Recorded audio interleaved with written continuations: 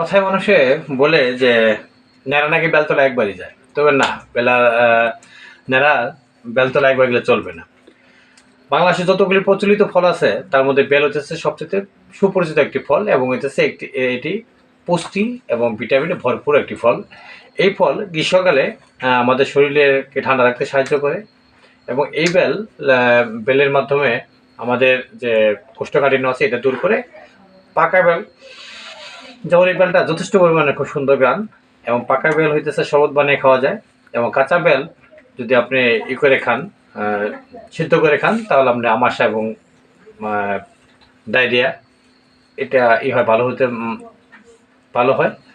আর হচ্ছে এই বেলে পর্যাপ্ত পরিমাণে ভিটামিন বি এবং সি এবং অন্যান্য আরও বেশ কিছু উপাদান আছে।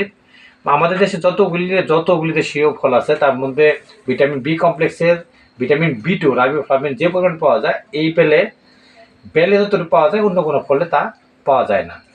তাই আসুন আমরা মৌসুমি ফল হিসেবে আমাদের হাতের কাছে পাওয়া বেল করে খাই, এবং তবে একটা সতর্কতার বিষয় আছে, বেল কখনোই অতিরিক্ত খাওয়া উচিত নয়, এতে কোষ্ঠকাঠিন্য বেড়ে যেতে পারে।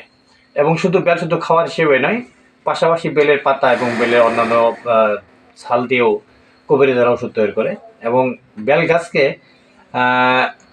হিন্দুরা পবিত্র গাছ হিসেবে বিবেচনা করে। ধন্যবাদ।